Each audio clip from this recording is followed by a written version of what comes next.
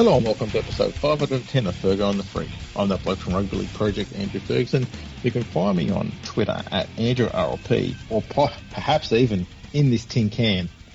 And join me today is the glorious LeagueFreak. You can also find in this tin can on Twitter at LeagueFreak. How you going there, mate?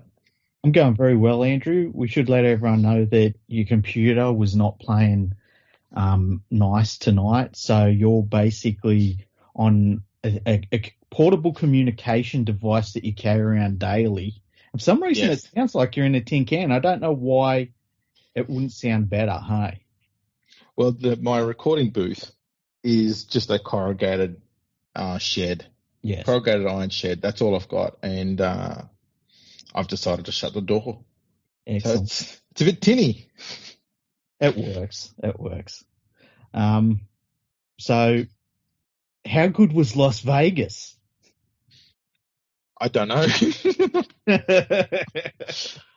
I'll tell you what, my first concern through all of this, because I was watching a lot of the build up and the lead up to it all. Yeah. And the first thing that came to my mind through all of this is, how much does all of this advertising cost?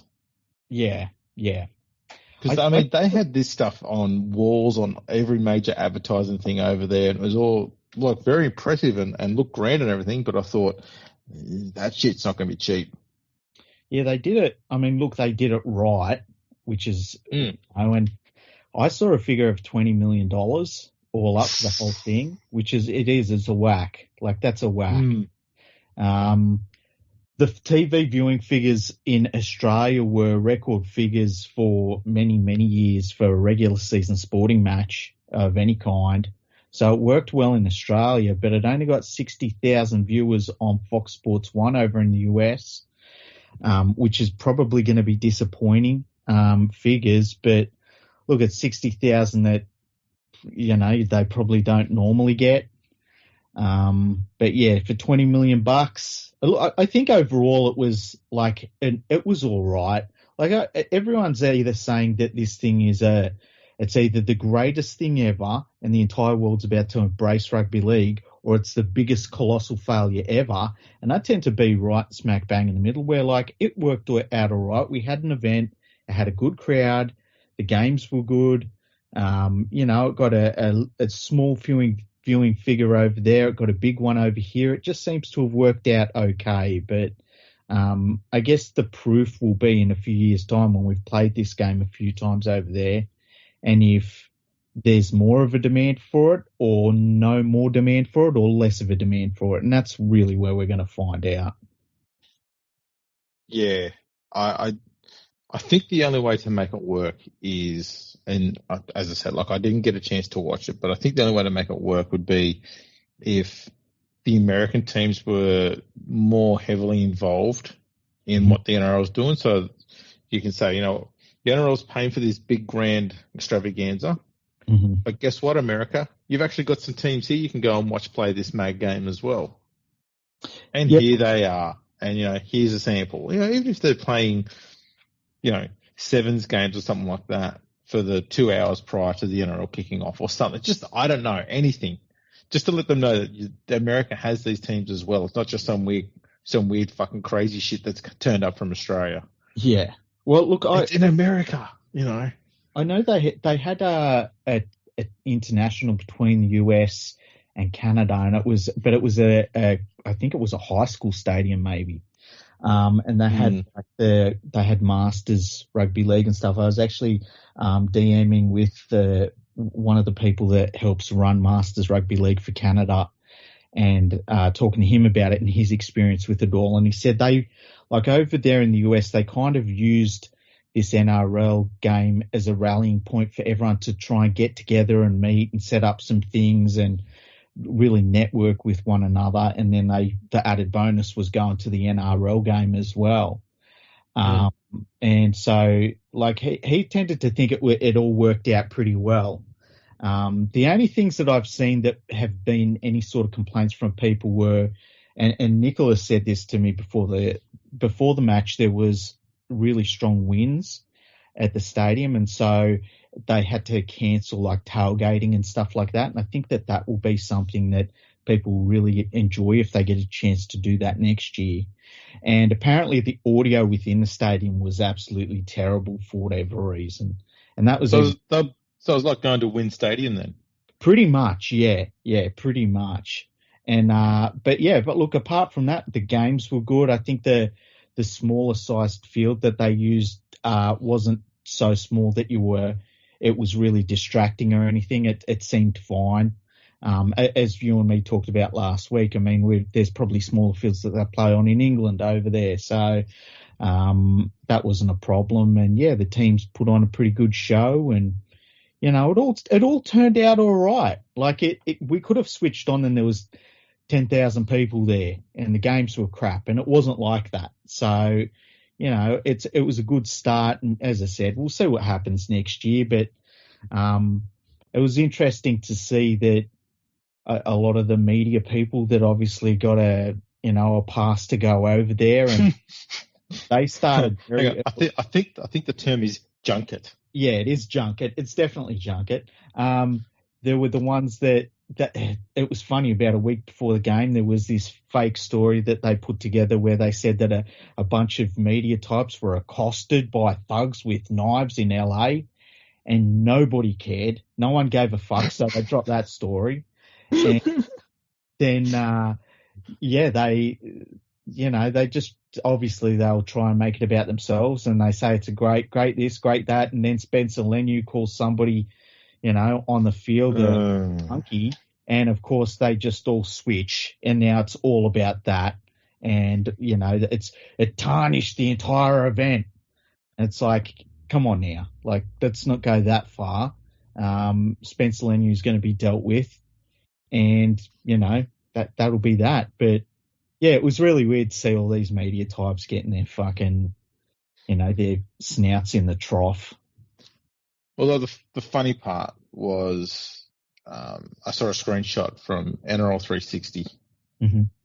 and there was that advertising that was going on in the background when Buzz was on screen for the strippers, whatever it was. I think it was for escorts, hey? That's the one it was too. Yeah, it would be the most podcast thing to do right now. Mm. Would be to find that photo and call them. Pretty sure it's in your replies, is it not? Let me see. I don't know if you can see the phone number for it. Hang on. Okay. Is it in my DMs, do you mean?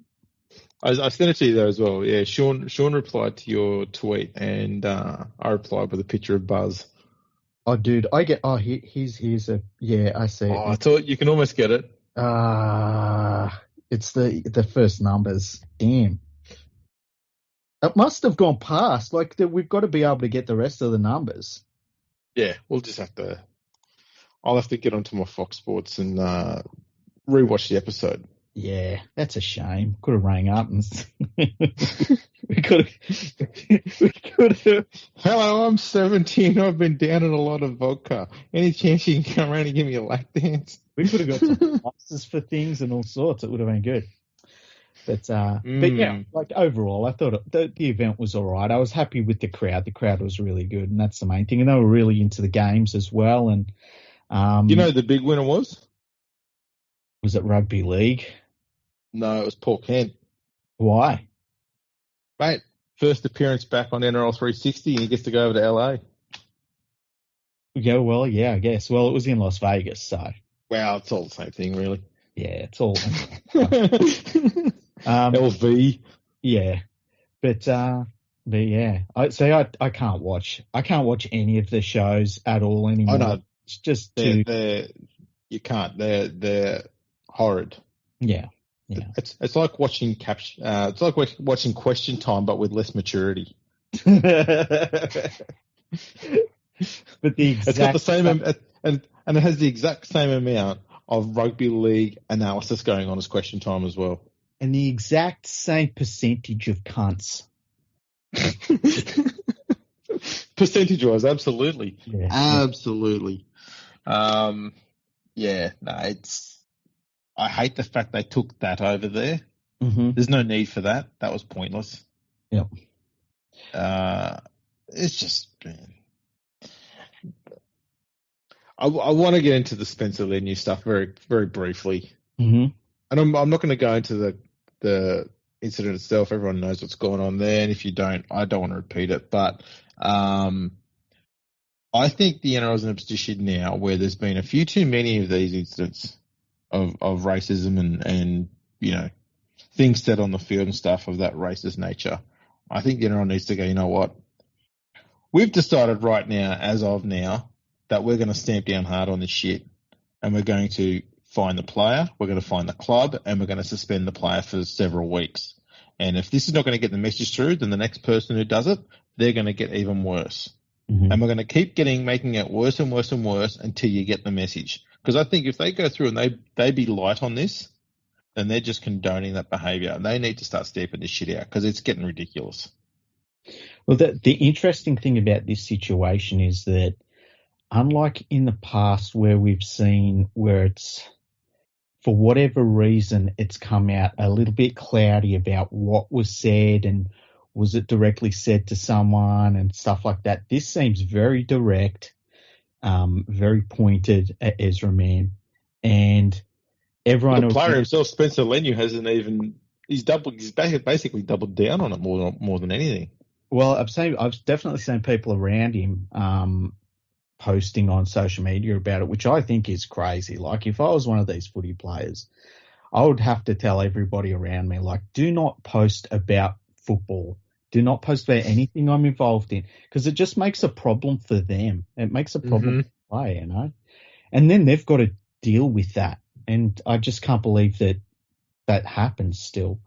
But yeah, this seems really directed and Mam obviously, yeah, I mean, it definitely offended him. It wasn't just something that was said to him. It really offended him, and it offended his teammates on his behalf as well, to the point where something happened. There was some sort of confrontation at the team's hotels as well. So I think that's probably the difference between this situation and some other situations we've seen in the past.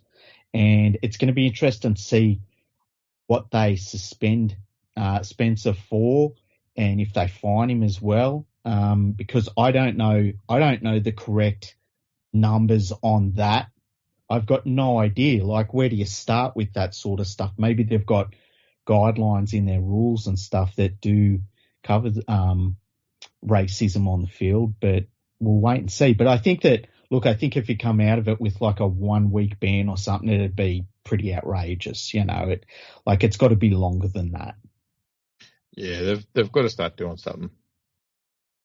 It's because it's, as I said, it doesn't have to be many times for it to be too many. Like 2 or 3 times is too many.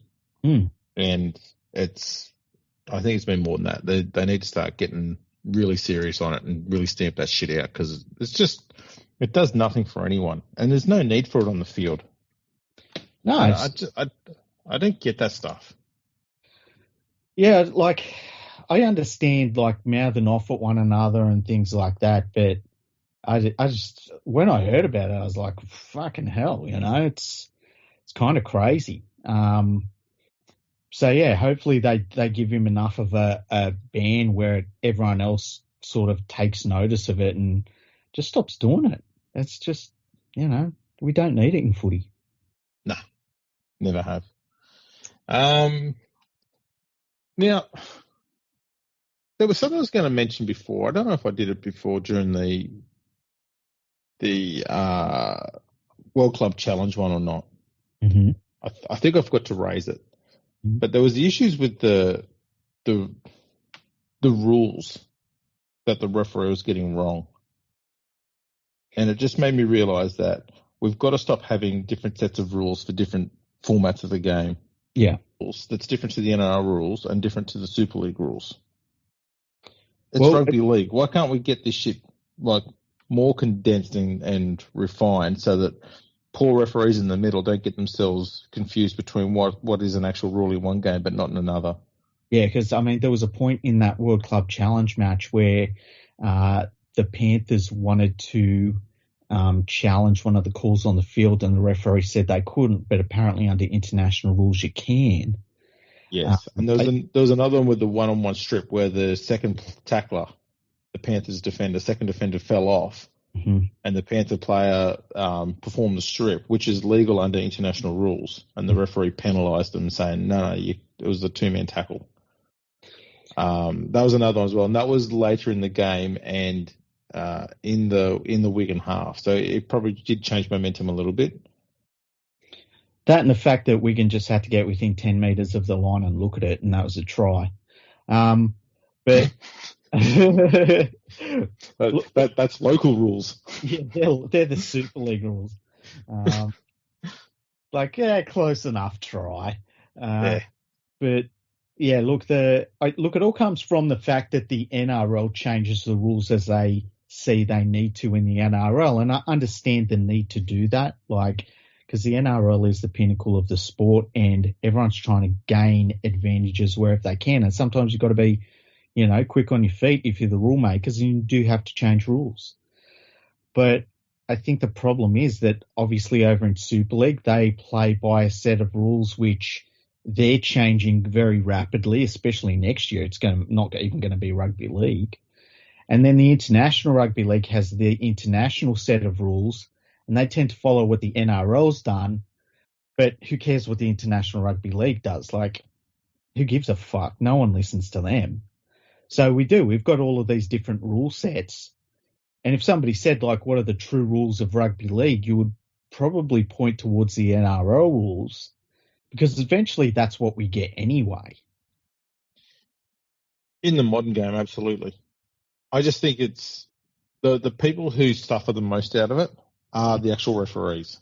Yeah. Because most of the referees in the NRL and Super League have to also officiate international games. Yep. So they've got to basically go over a bit of a crash course and always constantly keep in the back of their head, I can't call that up, or I have to call that up, where I otherwise wouldn't. And that can't be easy to do for one match. Unless they just go, we're just going to have some standalone referees who are just going to be international referees to deal with these things. But I mean, how many games are they going to get to officiate in a year? Exactly. The other thing is too, I've always thought that we should have 3 sets of rules for rugby league, which were really easy to follow. We have the professional set, which is what the NRL, Super League, and internationals are played by, and then we have below that, which would be amateur rugby league rules, which would really be what we consider to be the international rules now. Where they don't change as fast. Maybe they change every 3 years if need be, or they get updated every 3 years, or maybe even every World Cup cycle if need be. And then below that, you have your junior sets of rules, which are a little bit different because there's all sorts of different ways that they want to have those rules to get kids playing footy and then look after them, But I think that having a professional set and then a normal general set of rugby league rules would be the best way to go, because then the professional rules can change as they need to very quickly. But you've still got your basis level of these are the rules of rugby league, and, that would allow you to not have to worry about video referees and things like that. It's anybody that plays rugby league can abide by those rules. I think that makes a lot of sense. Yeah, I've thought about it for a long time. Very, very well thought out. You should try being a journalist. No, the problem is I've got a soul. So, yeah, that is a problem. Yeah, so I'll never be a journalist or a redhead.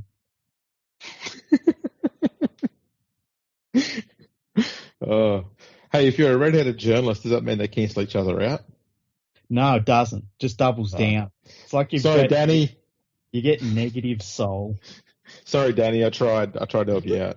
The first and last time, mate. Right. What else? I was going to say, what else has been going on? Well, look, after this Las Vegas game, and when it was still all had just happened and everyone was still excited about it, and they hadn't realised that Spencer Leniu had destroyed the entire thing and that only 60,000 people had watched it on Fox Sports in the US, people started talking about expansion. And Peter V'landys Peter V'landys is talking about he wants to get to a 20-team competition by the time he's done as the ARLC chairman. And so that means we've got to end up with three more teams. He talked about having a second team in New Zealand. He talked about Perth a little bit. Okay. But then people start... Sorry. I was going to say, those two seem like the obvious and sensible choices that have to happen. Yeah. Yeah, they seem pretty straightforward, don't they? Yeah. But then people were talking about having a team in maybe even Las Vegas or LA. I guess, look, it would be possible, but it's 15-hour flight time. If it's 15 hours if you fly from Sydney, and I'm going from Sydney only, okay? Yeah. So if you go from Sydney to LA, it's 15 hours. If you go from Sydney to Las Vegas, it's a bit more than 15 hours, but not too much. If you go from Sydney to Dallas, it is also 15 hours because it's a direct flight. They do direct flights from Sydney to Dallas.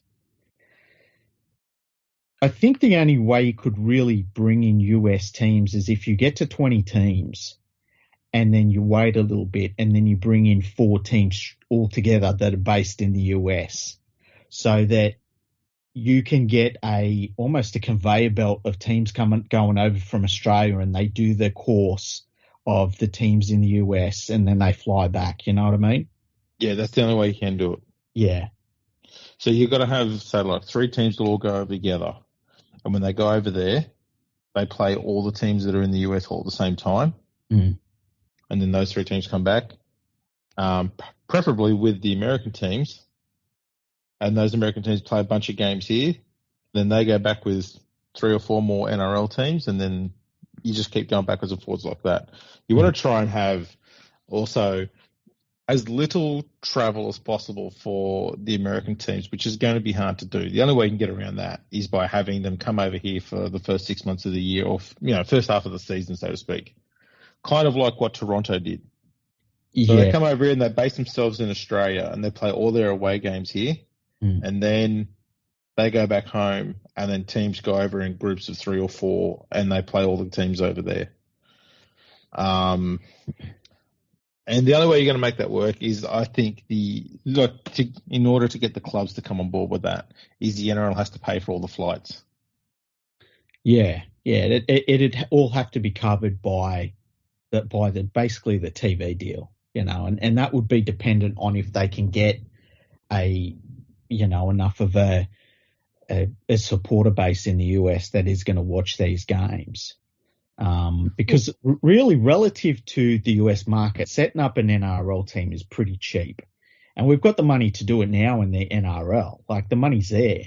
But you don't just want to piss the money away before you've built anything. You want to make sure that there's actually a market there.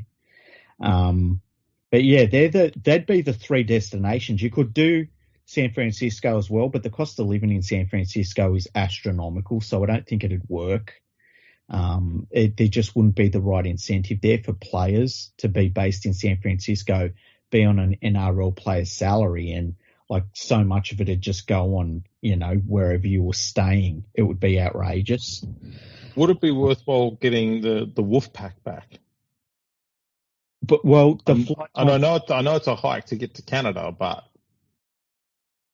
it's basic. It would take you'd be better off having the London Broncos in the NRL. It'd be longer to get to Toronto than it is to get to London. So I think that's probably out of the realms of possibility, unfortunately. Which is crazy. Well, we all know what the best option is. Mm-hmm. I mean, we went through this on episode 1. Mm-hmm. Numero uno. The best option is Hawaii. Yeah, that is 10 hours. You could have a team in Hawaii. You could have a team in LA. You could have a team in Dallas and a team in Las Vegas, and that's 10 hours and up to 15, 16 hours to get to all those places. Direct flights. You could do it, but it's a big investment. You'd have to, and it's the away games, as you said, that you'd have to work out. And I think you're right. I think you You start off the season with them all in Australia, even if they play 3 or 4 games in Australia and then head back home, and then you deal with it after that, you know. But look, it's possible, and I think players would be keen to go over there and play over there, but it's definitely a down the track thing. I don't think we're about to see a US based team. And like I say, the easiest US based team would be Hawaii, and you could say that's the Pacific team. It covers the entire Pacific.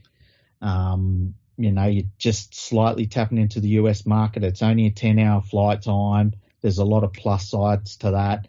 And plus, if you're a rugby league player, like, who doesn't want to live in Hawaii for the whole season? That'd be amazing. The only problem they'd have is the stadium. The only stadium that I think would be suitable would be Aloha Stadium. It might not be even called that anymore, but it's the stadium they used to play the Pro Bowl at. The problem is that stadium's pretty decrepit, and I think that they're actually wanting to get rid of it, but there's not the financial incentive to get rid of it. So that's the only downside, is the facilities. Yeah. We better address the elephant in the room, and that is the Papua New Guinea Albanese's. Yeah. Well, look, there's been a lot of money pumped into that already, and it's not even an official bid yet. Yeah. And the thing is, they're having so many issues in PNG right now with violence and stuff like that. I think that that's probably off the table at the moment, hey?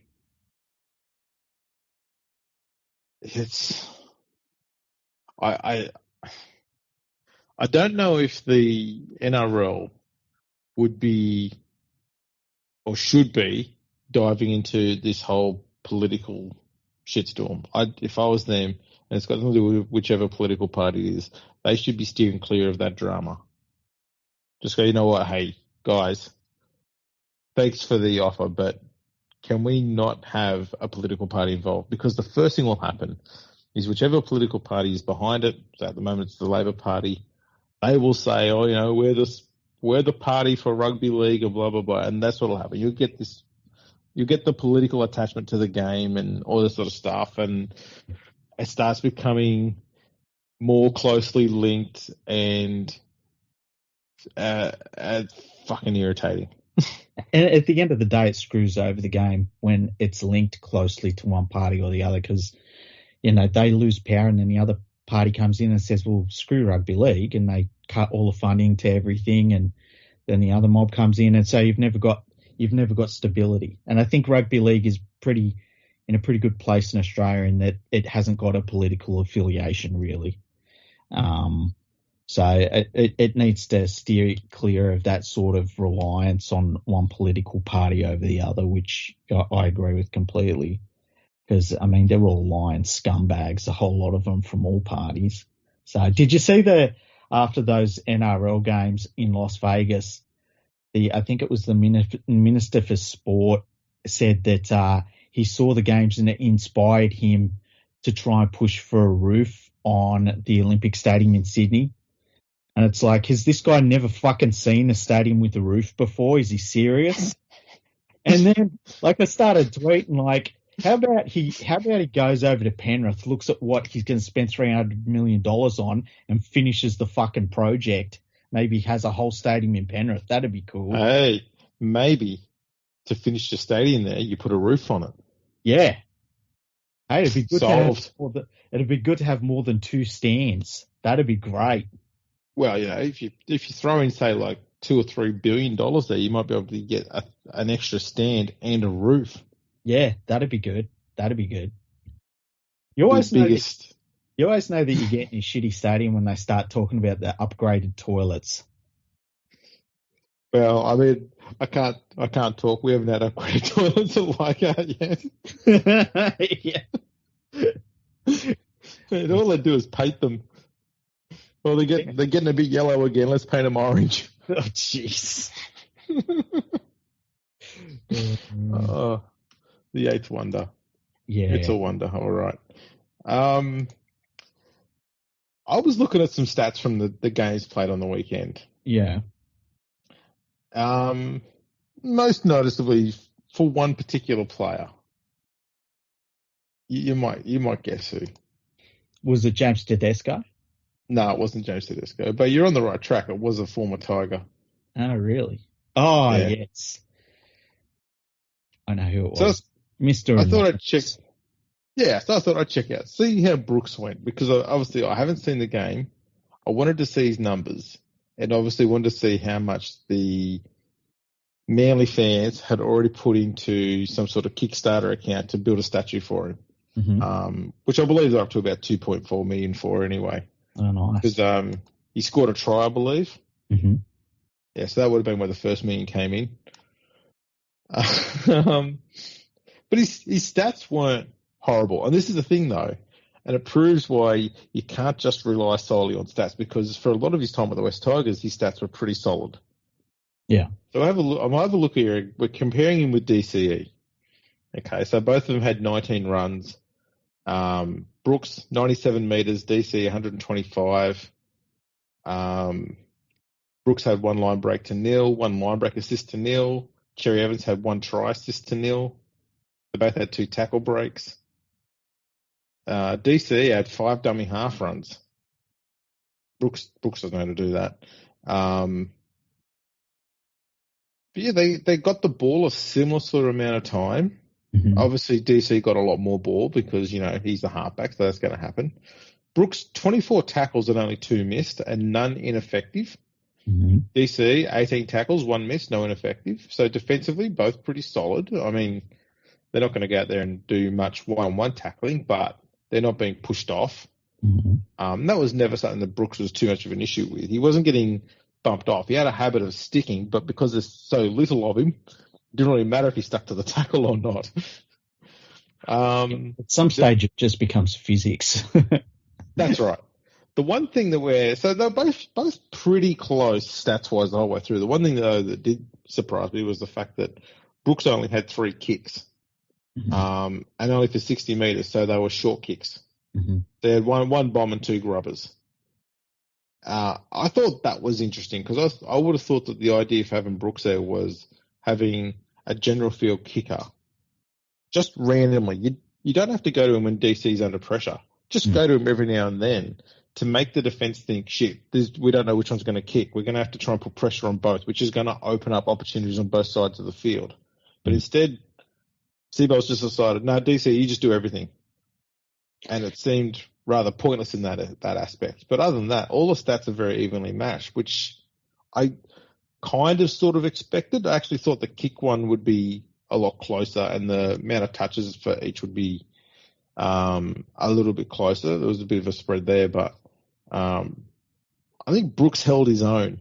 I don't think you're going to get too many matches throughout the year, though, where he's going to be that close statistically with DCE.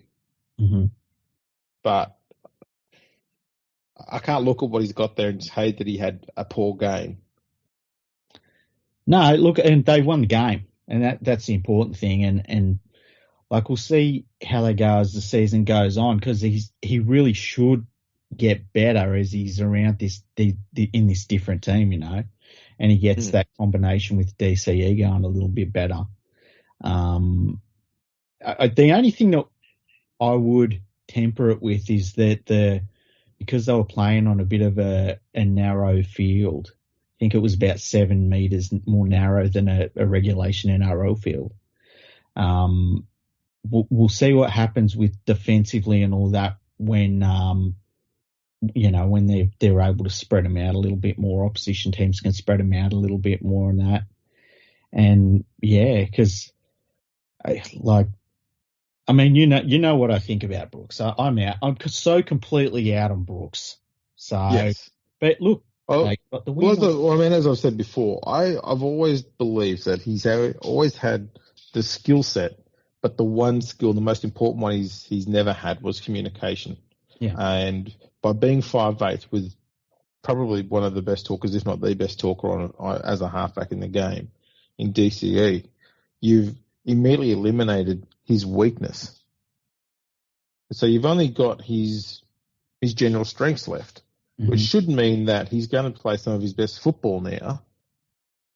How good that will be, we're not too sure. Yeah.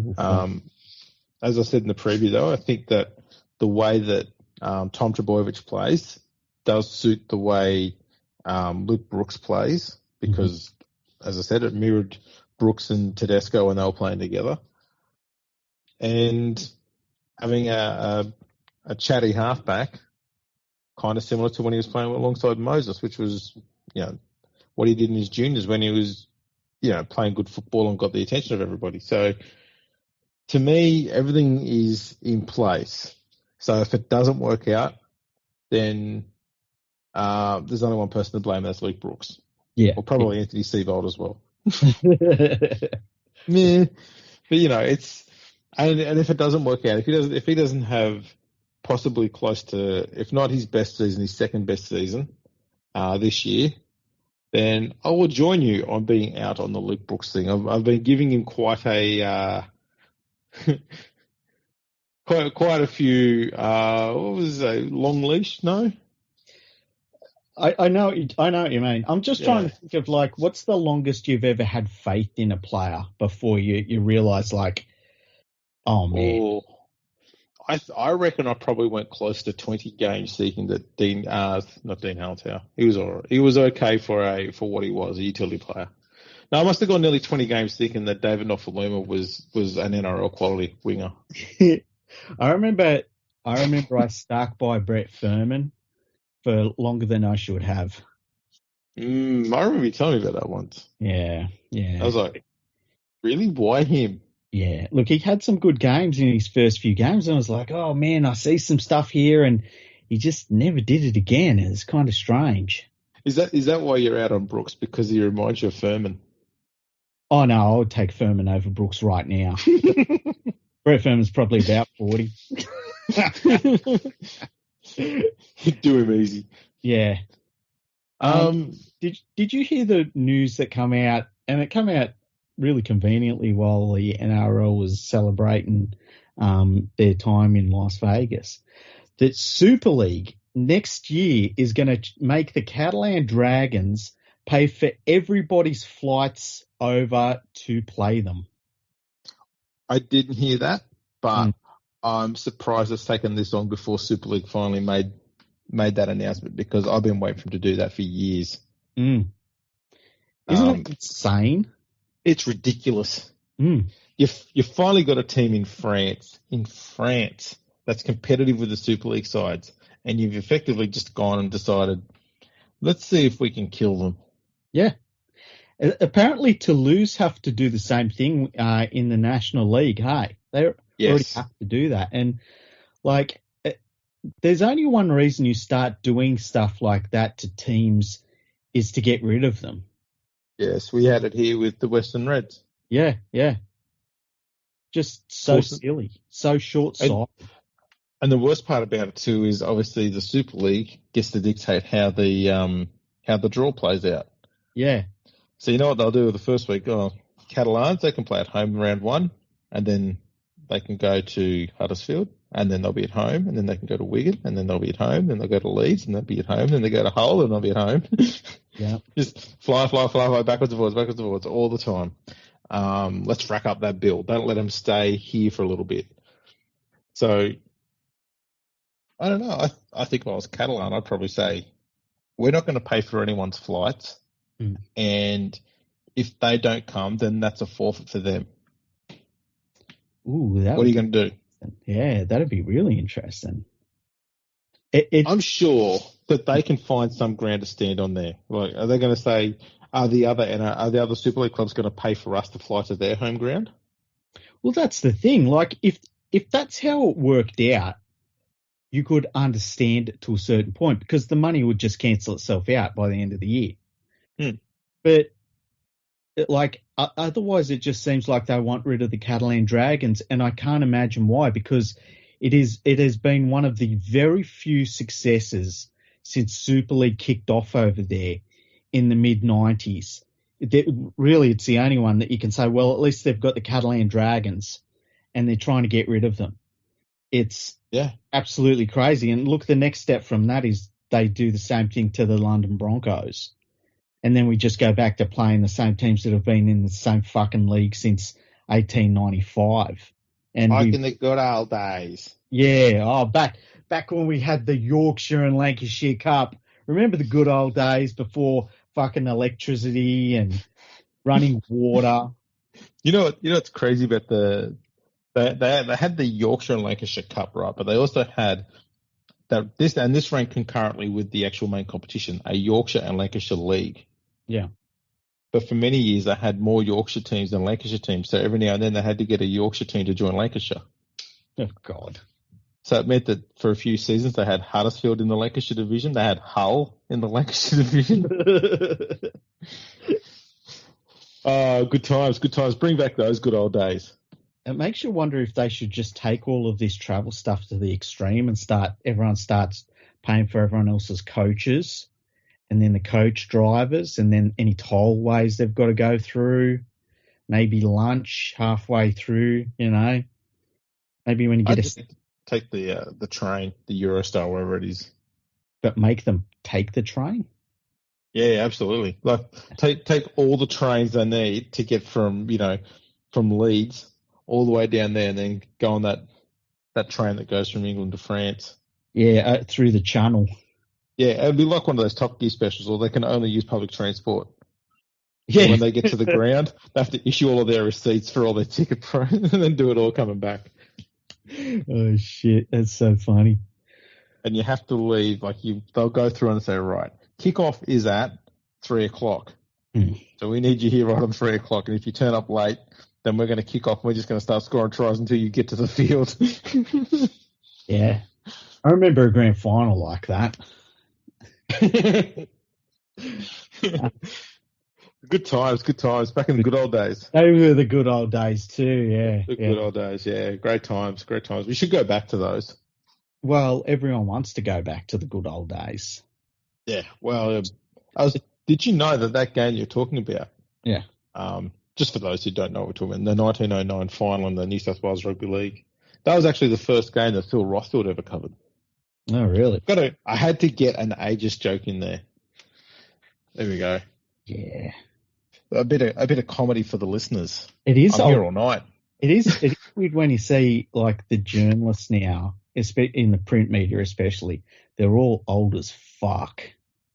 Yeah.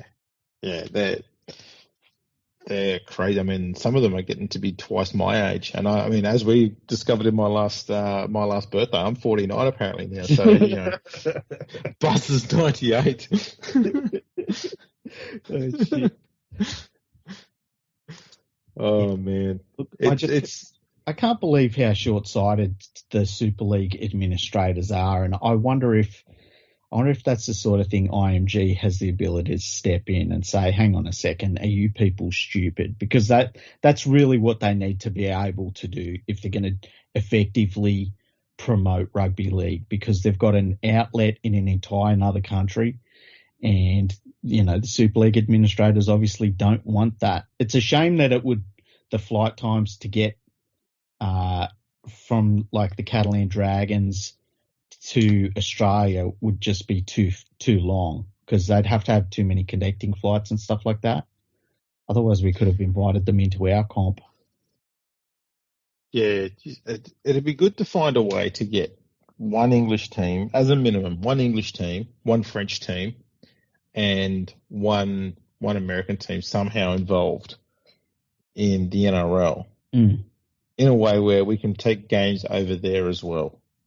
Yeah, to those countries. But it's obviously it's logistically just impossible. But I mean, the other way around it is, you have some sort of a worldwide competition where everyone's involved, and you play it in those nations that aren't England or Australia.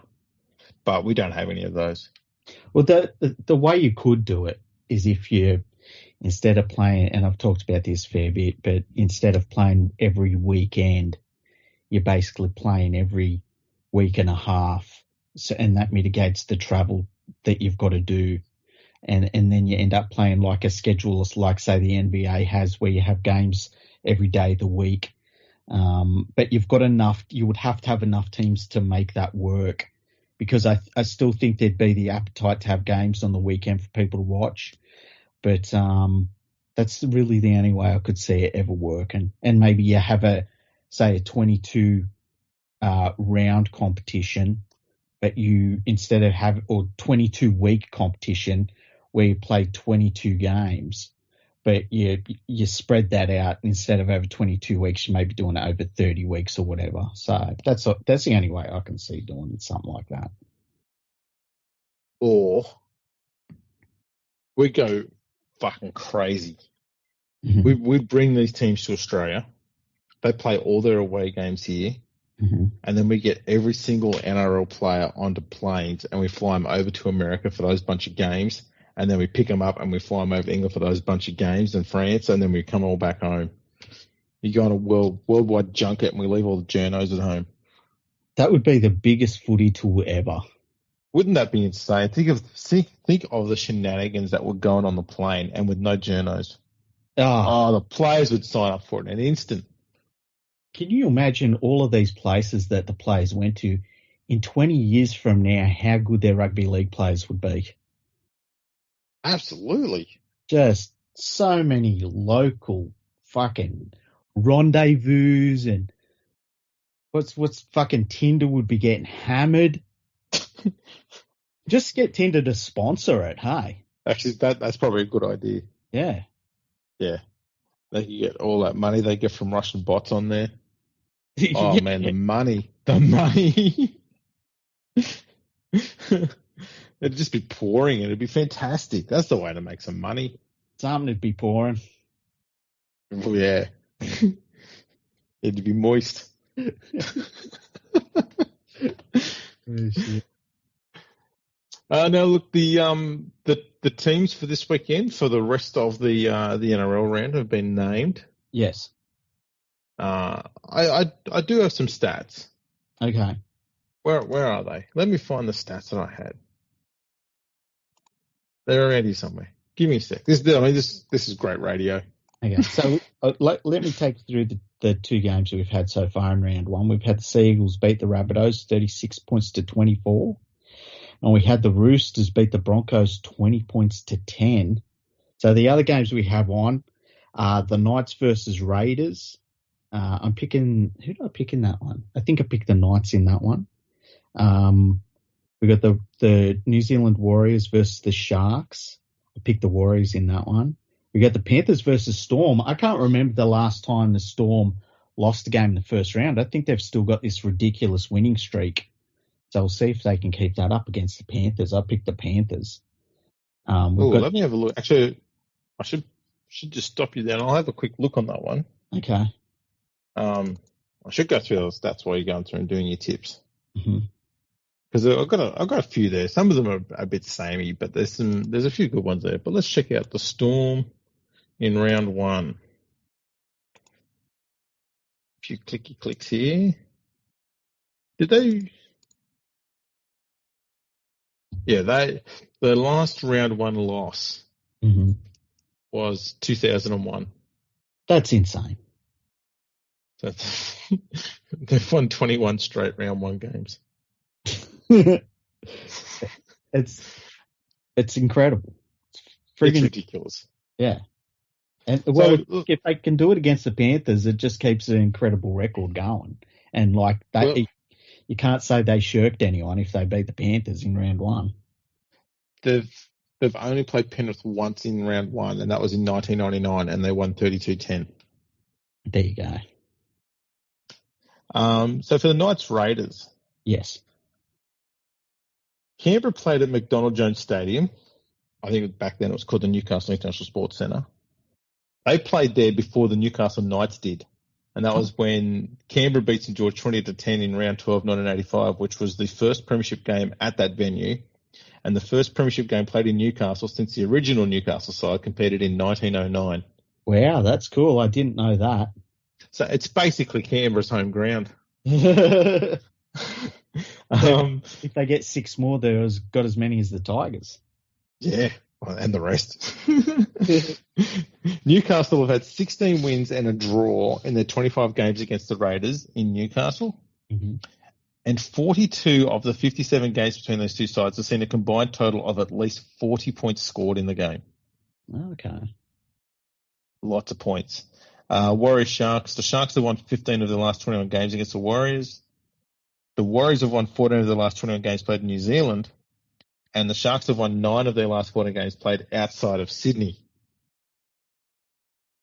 Bit of something for everyone there. Yeah, that's like that. Just if you were going to go by the stats, you'd just be super confused. It's probably going to be a draw. Penrith and the Storm is probably going to do more.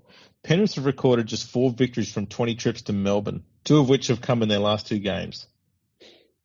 Okay, wow. Penrith have won 8 of their last 12 games against Melbourne and 5 of their last 6. Penrith have won 25 of their last 29 games outside of New South Wales, and Melbourne have won 23 of their last 29 games played in Victoria, winning by an average score of 31-14. What was that stat, Penrith outside of New South Wales? 25 of 29. That's insane. Yeah, it really is. Eels versus Bulldogs. I picked Parramatta have won. As I say, Parramatta have won 13 of their last 16 games against the Dogs. This is the one that I like the most, though. Mm-hmm. The Bulldogs' last 10 games has seen them concede an average of 41 points per game. In 1935, possibly one of the worst seasons by any club of all time, the Bulldogs conceded 41.25 points per game, only a quarter of a point per game more. West in 1999 conceded just 39.33 points per game. Holy crap, that's terrible. That's where the Bulldogs were at the end of last year. Wow. And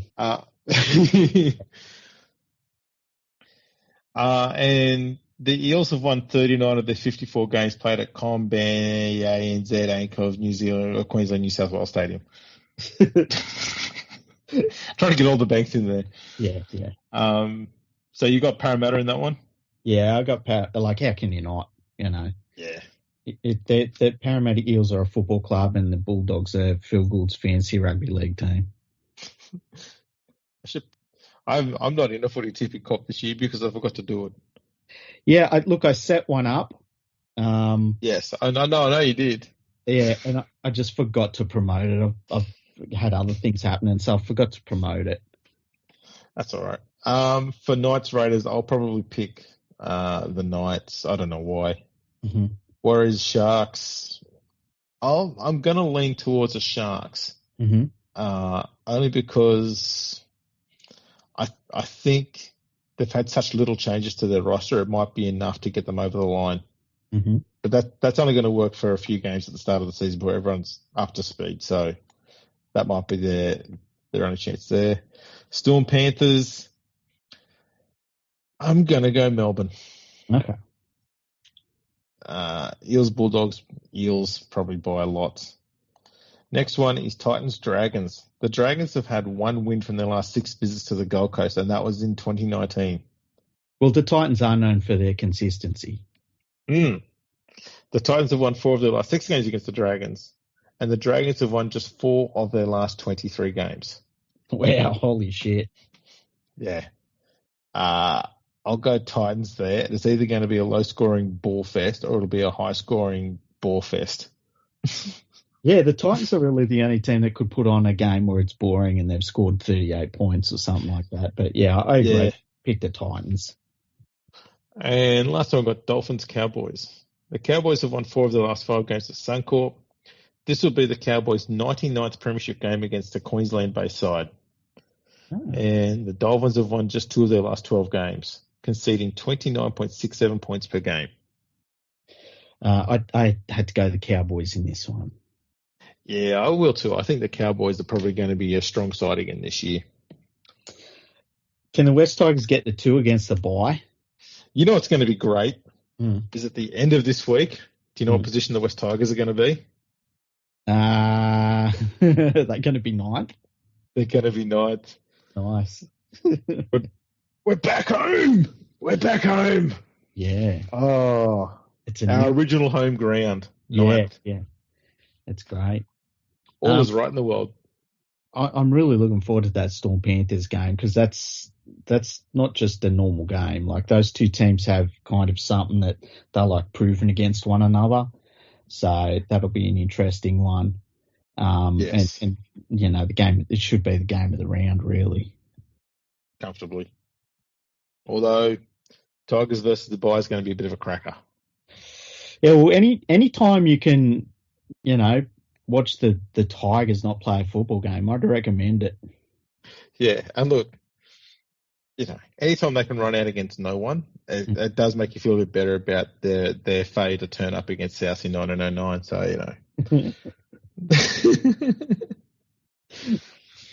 I got the Balmain people offside at last. Finally. Even though we all know you hate the Western Suburbs side. Oh. Hate's a strong word. Well, I'd probably go with don't properly appreciate them very thoroughly or something along those lines. It's like the west side of the joint venture and daylight saving. Two things you hate. Tamworth. Well, Tamworth, yeah. But Canberra's roundabouts. Tamworth is universal. To those who are, they've got a functioning brain. What else has been going on? That's it, really. It's all been really focused on the footy in Las Vegas this last week, which has been good. It's been good, and it was nice to see people really enjoying it. And then it was weird to see the aftermath of it, especially with people on Twitter. Like, a lot of people just lose their minds on Twitter these days. So you got every single sort of reaction, and it was just all extreme. So it'll be good to get the games really going again this weekend. I'm really looking forward to it. We can get back into normal footy talk. And yeah, another premiership season starting. Can the Panthers make it 4 in a row? That's going to be pretty nuts. Yeah. That's I was thinking about that last night, how I'm so super relaxed going into this year because, as I said last year, I feel like I finished the game. I won it. Like, everything else would just be a bonus. So yeah, you're now just deleting your saves and have another crack just for fun. Yeah. Now it's just fucking around, really. Like, the idea of supporting a team that won 3 in a row is just outrageous. And to actually witness that happen, and from now on, it's like, well, I just kind of did that. So actually, I've got a question. Yeah, a question. When the Panthers won in 2001, the first one, second one, the second one, was that the second one?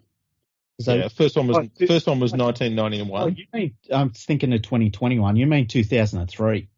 2003. Sorry, yeah, that one. Yeah. When they went in 2003. How long could you sit there and go, well, we got that title in 2003 how long did you lean on that to get you through? Oh, and how long was it until you started going, okay, I really want to see us back in a grand final again? Honestly, I know, hand on heart when I say this, because 1991, I was too young. I didn't appreciate it, right? And it's weird. The space between 91 and 2003 feels like an absolute lifetime to me. And I never thought I would see the Panthers be a really good team. So when 2003 rolled around and I got to see every single game, and like, they started that season not great, and then they just exploded and ran on a winning streak. That to me is the premiership that I was like, I've got this. I will always have this experience. I'm good for the rest of my life. And I mean that, right? I never got to a point where I was like, oh, I have to see them win again, because I'd done it. I'd seen them win it. I got pissed off when they didn't play well, or where they were mostly poorly run. I got pissed off about that, because I've always just said I just want them to be relevant and in the race. Even if they don't win it, just be in the finals. Give me a finals week 1 loss, and I can be like, oh, well, at least we made it there. We played someone, we gave it a shot. Because I think that at the minimum, that's where a team like Penrith should be with their junior base. So I wasn't the sort of person that was like, oh, I need another one. I honestly didn't feel that. So when we made the grand final in 2020 against the Storm, I was like, this is amazing. I can't believe it. They're so young. And we lost. I wasn't super completely devastated about it. And I think that obviously when we won against South, it was amazing seeing them win another premiership. When we beat the Parramatta Eels, it was special for a few different ways, because I think obviously beating Parramatta, they talked a lot, so that was nice. And also the way the game was, that was unbelievable, that first half of footy. Oh yeah, clinical. And then winning last year, that was the most emotional I've probably ever been about a footy game, just for pure footy purposes, and you know that because I called you straight after it. Yep. Because that, honest to God, was really like the absolute pinnacle of anything I could have wanted out of the game of rugby league. Seeing my team have a dynasty 3 in a row in an era where teams don't win 2 in a row normally. So, yeah, I'm good for the rest of my life. I'll be honest, I'm good. You're actually good for 3 lifetimes then. Yeah, really am. If I didn't see the Panthers win another premiership from now on until the day I die, probably 6 months from now, I'd be sweet. I'd be like, at least I've got the ones I got, you know? But what does it feel like for you as a West Tigers fan? Are you the same, or are you like, I need to see them win again? Fuck that shit. It's a bit different for me, because I was never fully convinced that the West Tigers in 2005 were a premiership winning side. Mm-hmm. And I kind of want to just see the team being competitive. So I want to see them in the finals every now and then, kind of like what Balmain were. Mm-hmm. If you constantly in those finals and you're up there in the mix, then essentially a grand final is going to come your way at some stage. And they're a 50-50 thing by the time you get there. Yeah.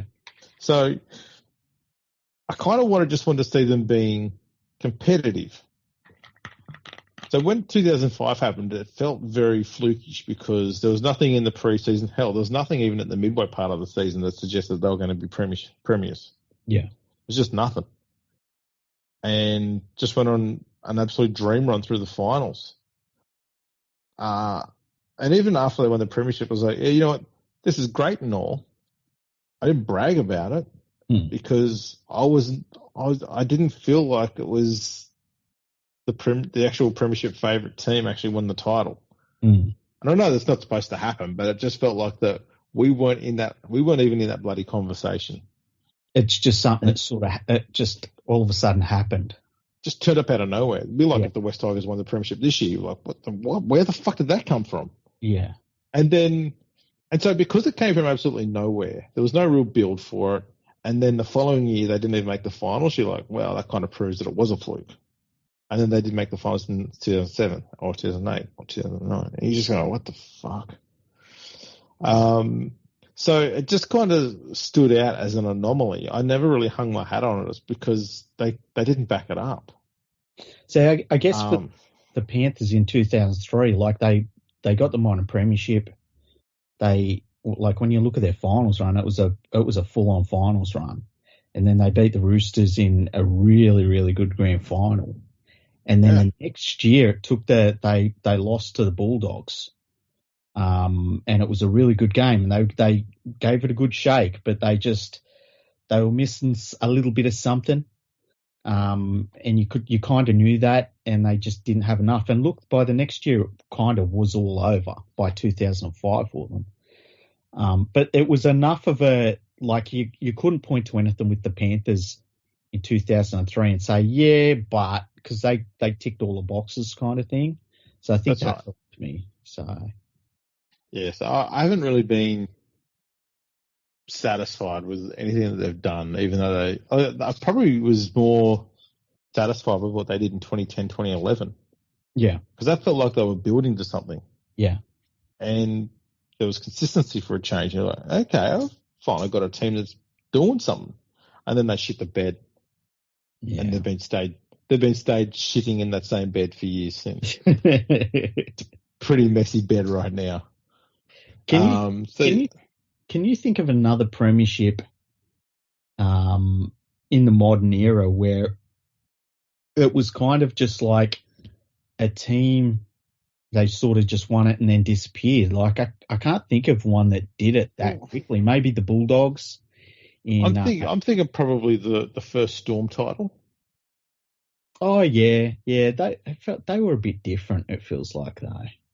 Yeah, well, they were very much a hodgepodge of a team. Everything was just sort of cobbled together out of a few other teams that got killed. Lots of veterans in that side. Yeah, and they won that title, and then they had some of their worst seasons. Not that they've had many of them, but they had some of their worst seasons in the few years after that. Before Bellamy turned up in, what was it 2004, 3, something like that? I can't remember. Pretty early. Yeah.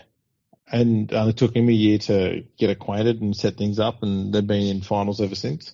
Yeah. So I think maybe that one. What's another one? Yeah, I can't. Yeah, I tell you what, Cronulla in 2016 probably a little bit, although they have made the finals nearly every year since. That's a good point, but they did have the circumstances.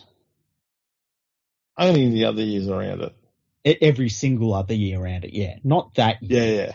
Yeah. Just the stars aligned. Just every year leading up to it, right? And then we had like March to September, and then every single year after that. Yeah. Wow, yeah. They probably changed accountants somewhere along the way, and that's just how that happens. It's just unfortunate, but those 8 or 9 months, spotless, fucking perfect, spot on. Everything was just checked all the boxes. I made so much money betting on State of Origin man of the match during that era. I mean, it was just remarkable what a man can do. Was it given? Yeah. An absolute given. Even in efforts.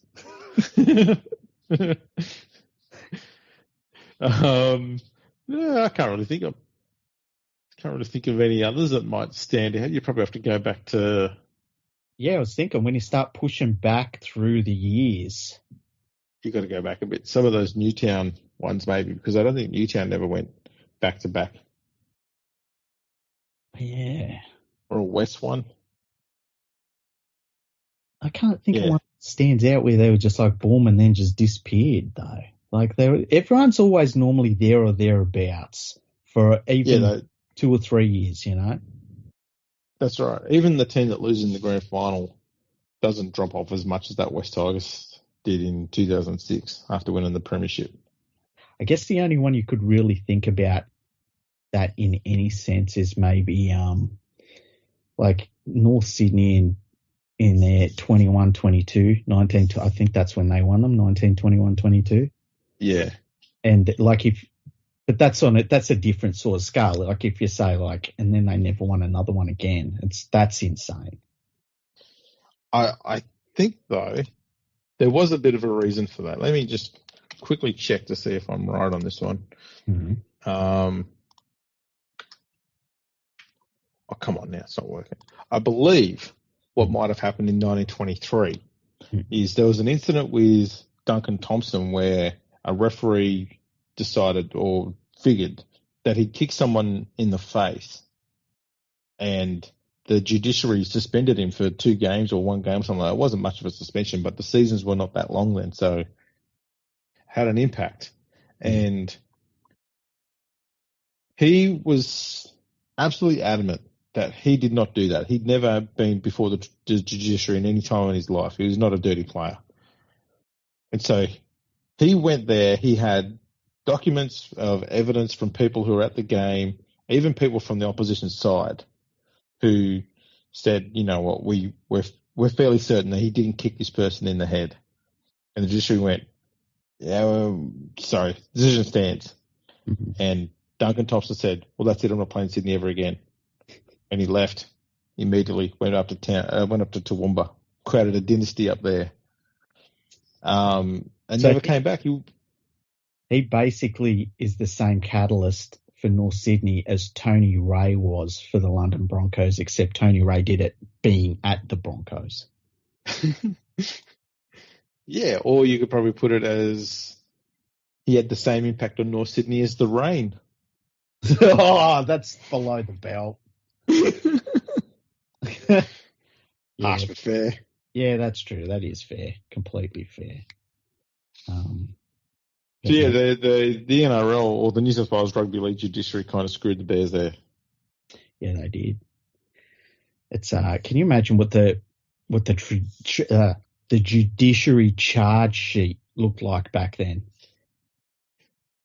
Yeah, they were pretty, because there was no sin bin back then. So if you got sent off, you'd done something pretty nasty. Yeah, must have been full on. Yeah. So yeah, the charge sheets wouldn't have been long, but they would have been pretty clear cut. Just being like accused of tearing someone's ear off. You're like, okay, we've got a decision here that referees decided that you've spear tackled someone. They go, I didn't do it, Your Honour. All right, well, here's Exhibit A, and they just go out to the ground, and the player's there with his head still buried in the ground, and he can't get out. They're like, how did he get there? He went, you know what, you got me. You got me. Yeah, that must have been crazy. But spear tackles were actually allowed back then, as were some high tackles. Well, I guess I can't ever remember reading about when they got rid of like coat hangers and stuff like that.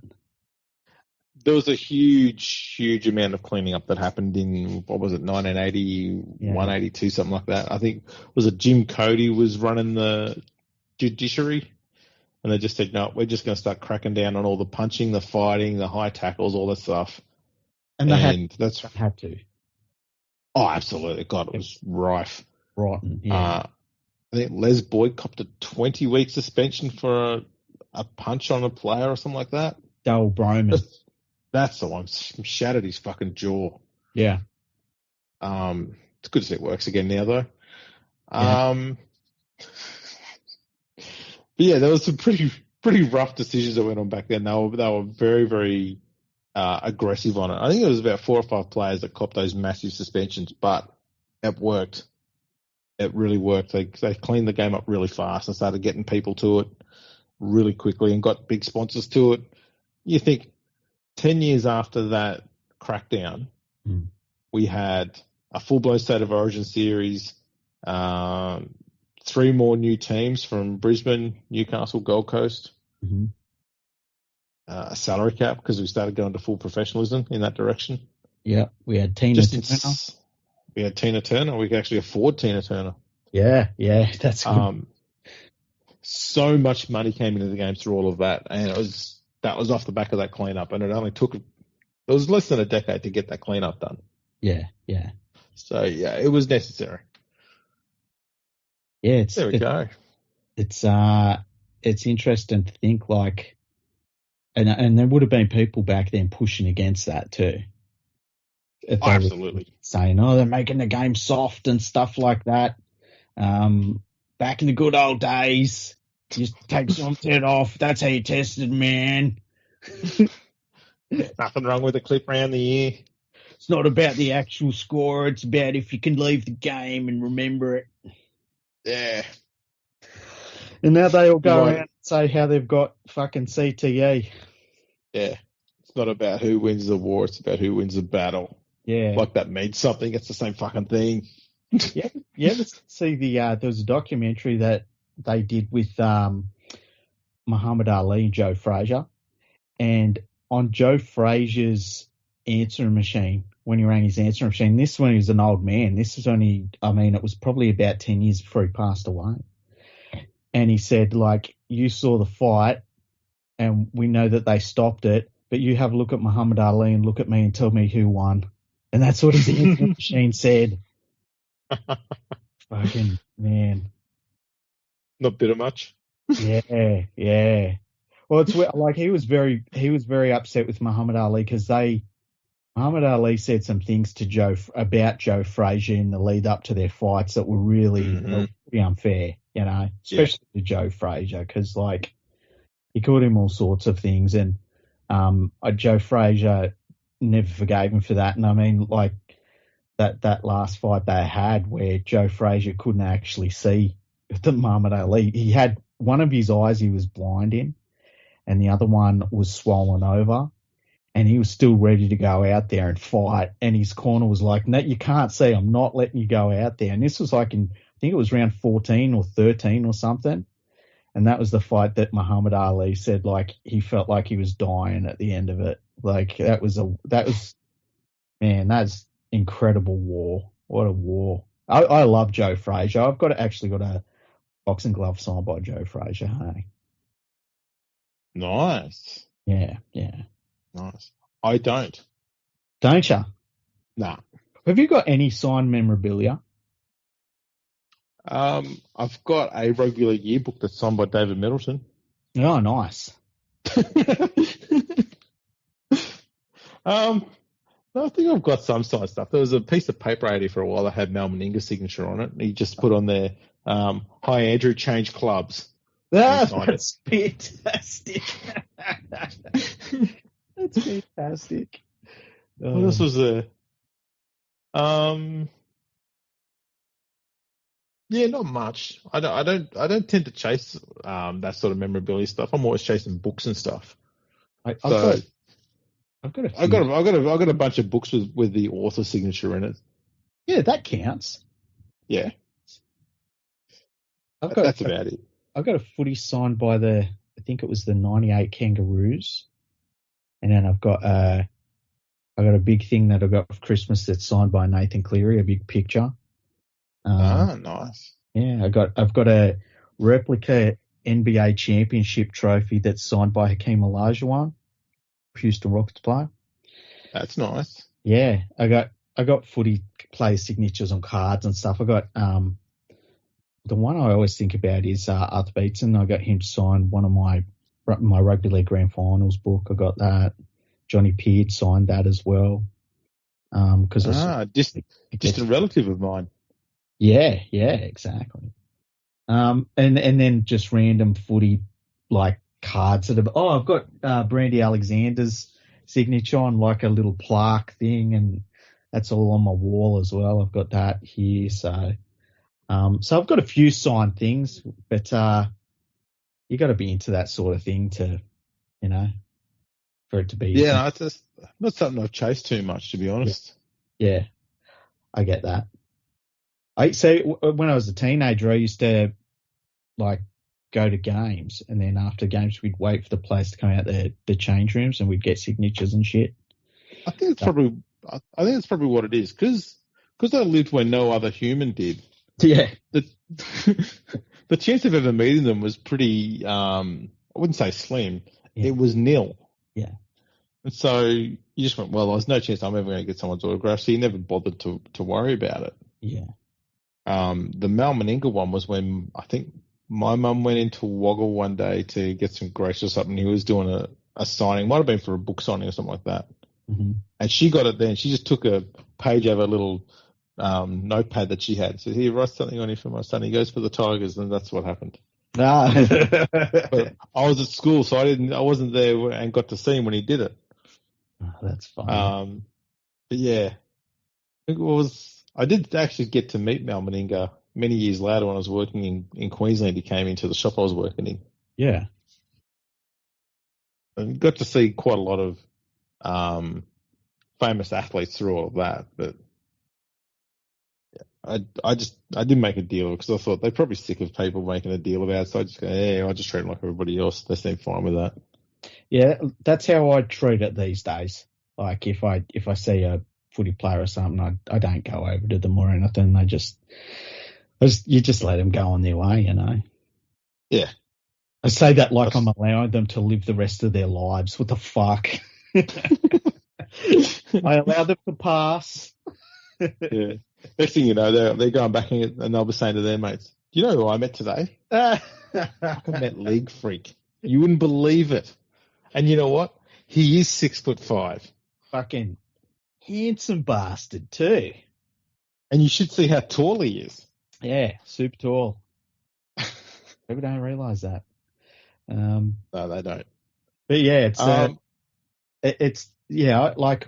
I know when I did all the commentary and stuff, because you see a lot of people in the back of the stadium, just going in and out the commentary boxes, and I thought that was interesting. I saw Brett Camorley walk past Brett Camorley and people like that, but I never said nothing. So they probably all thought I was fucking ignorant. Was it fun looking down at Brett Camorley? You know what? The top of his head is fantastic. That sounds really dodgy when I say it. Yeah, I wish we did little snippets because we could just have that put as a YouTube short. Hang on, what the hell are they talking about now? That's their first YouTube short right there. That'll be brilliant. Now, I want to point out, I was actually on another podcast during the week. I was on the. Were you now? Yeah, I was. I just did a little bit of whoring. Not much. So I was on the whole KR pod, the Robin pod. Yep. Red Robin podcast. That's the one. Yep. Had a good little chat there about the podcast, the website, Super League, NRL Vegas, that sort of stuff. It was a good little chat. So yeah, if you're bored and you want to see my ugly face, you can go onto YouTube and check that out. I'd probably urge you to just put it on and then open up another browser window and just listen to it, because I might put you off your lunch. I'm gonna watch the whole thing on YouTube and jerk to it. That's exactly what I thought you'd do. That's why you still got my fan in the stand thing. Yeah. Well, at some point you can't give it back. It becomes part of your bedroom roof.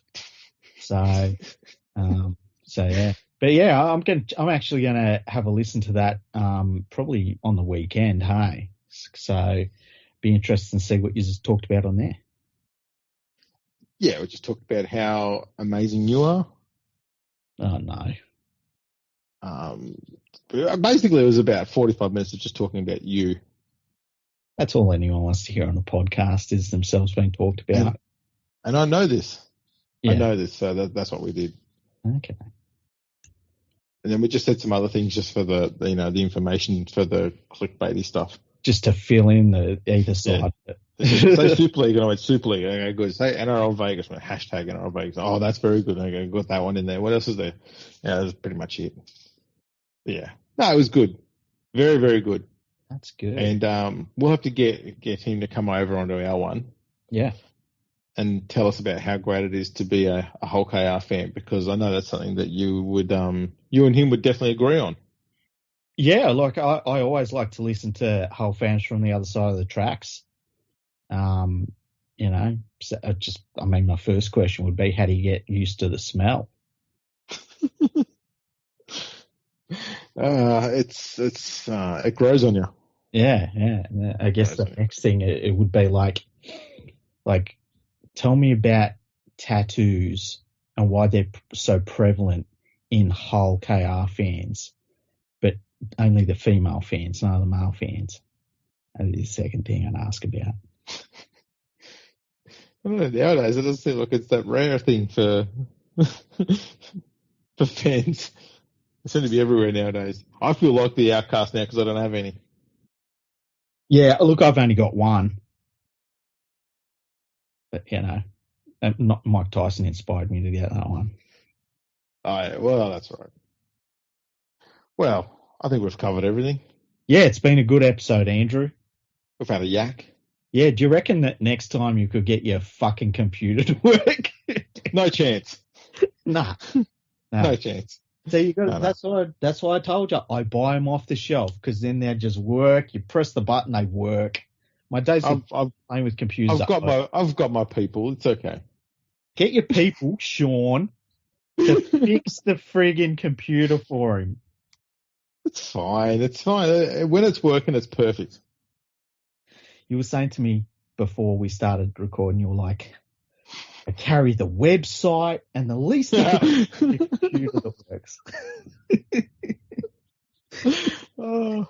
I don't have balls that big. Oh man! At the moment, we're doing some work on the on the website, and me being the person who we kind of, it's just kind of this unwritten thing. I'm like, I'm the research and historian guy, and Sean's been doing a whole heap of it because I've just been not online that much. Yep. I'm going, hang on, he's now doing my job. What do I do?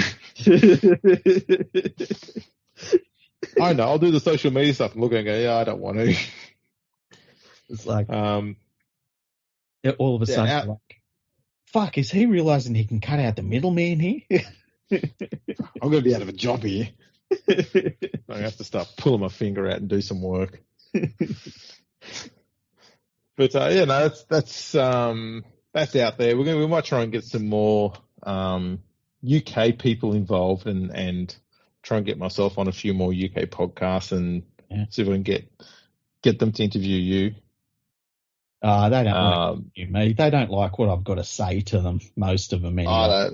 It'll be fun just to hear them ganging up on you. They can try.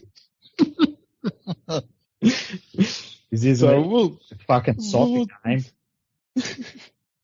Soccer. Exactly. Just call it soccer. It's soccer. That's right. That's all it will ever be. Yeah. All right, let's wrap this thing up and put a bow on it. You know when people stop playing soccer? When they turn 6 and they realise you can play other sports that are more complicated. Proper sports. Yeah. Yeah. Real sports. Exactly. Unless they're in Victoria, then they play that weird one where they think that wearing headgear still stops you from getting concussions.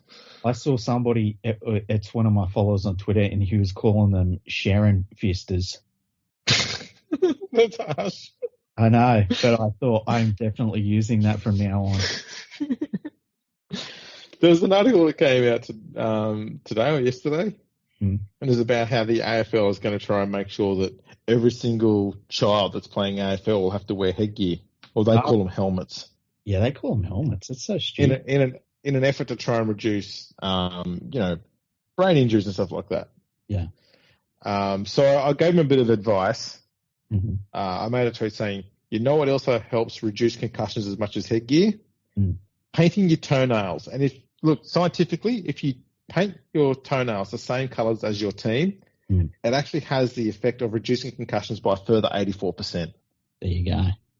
So I'm doing all I can to help out rival sports. Is there a sport anywhere on planet Earth that is more fucking ludicrously off its own chops than AFL? Like, they really just believe their own bullshit so often. It's crazy. Probably soccer. Probably soccer. Say that to soccer people, Andrew. That's pretty rough. Oh well, I've already turned my back on my people and had to go a Balmain fan. So everyone's open slather now. You're just burning bridges, eh? I'm like Luke Brooks Unleashed now. I had some idiot today on Twitter saying like it's the thing of like I hate this person, but they're saying the right thing here. It's just like block. Now you got a reason to hate me properly. You may have talked about this, how there are people I don't know exist and they think they've got this something with me. Like, It's so fucking weird, hey? Well, that's the thing about social media. If some people have an argument with you and they either lose or they're not satisfied with the outcome, then that's a grudge that they take to their grave. Yeah. And I just go, it's words like whatever. It's so fucking strange. I don't understand it whatsoever. But you and me have talked about it where people have said stuff to you, and I'm like, I don't even know who the fuck that person is. I don't understand it. It's so weird. Yeah, it's kind of crazy. I think too, because on social media a lot of people can just hide behind some alias name. They feel a bit tougher to say whatever they want. Yeah, that's kind of what it is. You know what that's like. I hate people like that,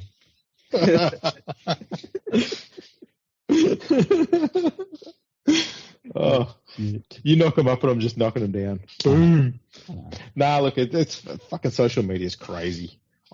Now, like I've noticed Twitter is a fucking like a hornet's nest of shit. It's really I've found myself doing less and less posting anywhere on social media these days, and not feeling the worst for it either, which is probably not a bad thing. Yeah, me too. I do a lot of on Twitter. I will post something and then just leave it. I can't go back to it. Sometimes I will reply to people on there, but yeah, otherwise you get like it because it doesn't matter what you say anymore. It's everyone's like. There's always someone that's got a reason to be fucking angry at you because you're like a certain type of Tim Tam that they don't like or something, or you like butter over margarine and shit like that. And it's like, geez. Yeah, it's either horribly lame or horribly toxic. It's weird. Yeah. Lots of videos of people doing fake stuff to get attention too. Yeah, that's always great. Yeah, if you notice that. That's why I stick to the industrial accidents and the other videos. CCTV. Yeah. Yeah. Watching people either dying or going close to dying. You know what? I like watching a good elevator fucking problem. That's always fun. There was one the other day coming out of a old woman who was leaning against a shop window and had the shutter down. The shopkeepers put the shutter up and it's caught the back of her pants and lifted all the way up. Poor lady was lifted all the way up, yeah. But she just hang there. She's like, I better make sure I grab hold of my bag. So she reaches down and grabs that while she's hanging up. That's when you know it's just not your day. Yeah, well, she knew that straight away. She's going, okay, my day's fucked. I'm just going to hang here until he lets me down.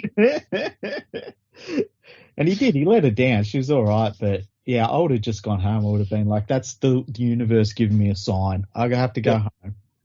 Pack it in. Yeah. Sleep the day off and come back tomorrow. Have another crack.